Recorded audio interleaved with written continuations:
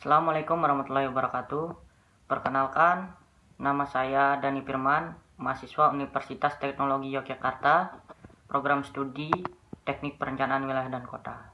Saya akan menjelaskan tentang keberagaman agama di Indonesia.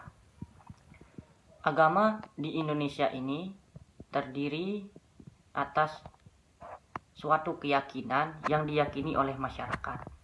Ada beberapa agama yang dianut oleh masyarakat di Indonesia, yaitu agama Islam, Hindu, Buddha, Kristen, dan Konghucu.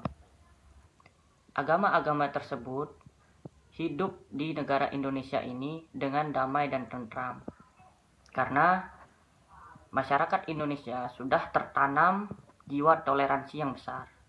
Jadi kehidupan mereka sangat rukun dan mempunyai jiwa solidaritas. Maka dari itu adalah suatu acuan bahwasanya agama di Indonesia ini tidak ada konflik yang sangat urgent dalam perbedaan agama. Mungkin ada sesuatu yang saya ketahui terkait agama dan pemerintahan. Mungkin itu ada miskomunikasi. Karena kalau membahas agama, tidak bisa kita membahas tentang dasar-dasar saja. Kalau membahas agama, harus dari segala sesuatu sampai terbentuknya agama tersebut. Jadi menurut saya, agama di Indonesia tidak ada masalah ataupun sesuatu tindakan yang salah dalam beberapa agama. Jadi agama di Indonesia ini mempunyai toleransi yang tinggi, dan saya yakin juga dari masing-masing agama yang di Indonesia ini tidak diajarkan untuk saling menindas atau saling mendiskriminasi satu sama lain. Perkenalkan, nama saya Ilham Marius.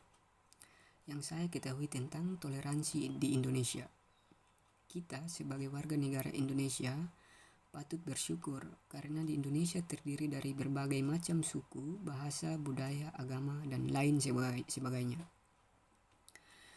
Jika fakta keberagaman di Indonesia dibiarkan atau malah dibenturkan, maka akan menjadi sumber kehancuran dan kesengsaraan bagi masyarakat Indonesia. Assalamualaikum warahmatullahi wabarakatuh. Nama saya Andrian. Saya di sini akan menjelaskan tentang toleransi beragama. Toleransi beragama yaitu secara luas adalah suatu perilaku atau sikap manusia yang tidak menyimpang dari aturan, di mana seseorang menghormati atau menghargai setiap tindakan yang dilakukan orang lain. Toleransi juga dapat berarti suatu sikap saling menghormati dan menghargai antar kelompok atau individu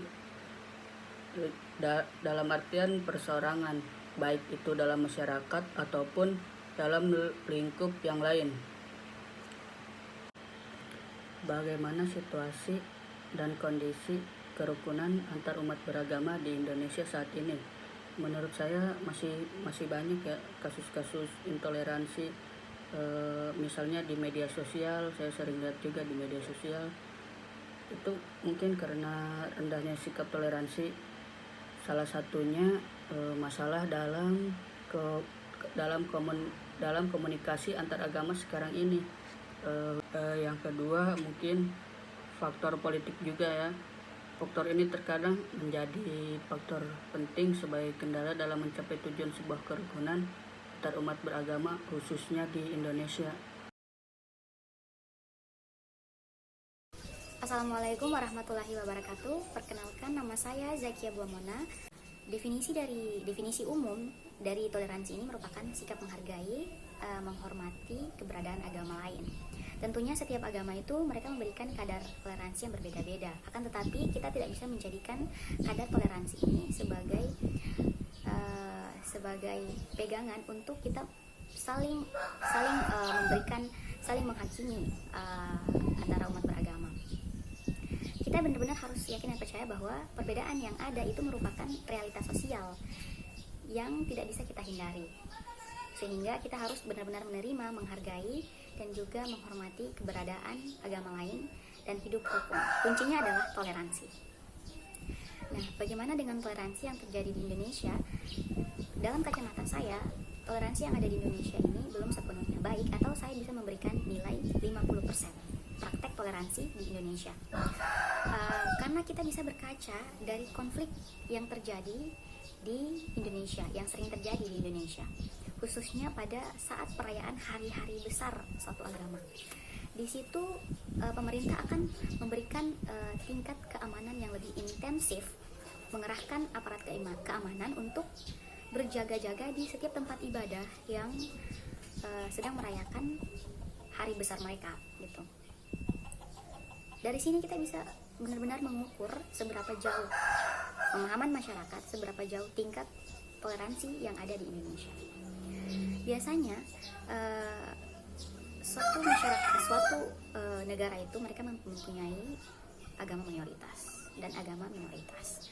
Di sini akan benar-benar muncul ego antara agama mayoritas dan agama minoritas, sehingga mereka merasa bahwa mereka yang paling berkuasa. Kembali lagi, hal ini terjadi karena kurangnya pengetahuan, kurangnya kesadaran mereka akan toleransi.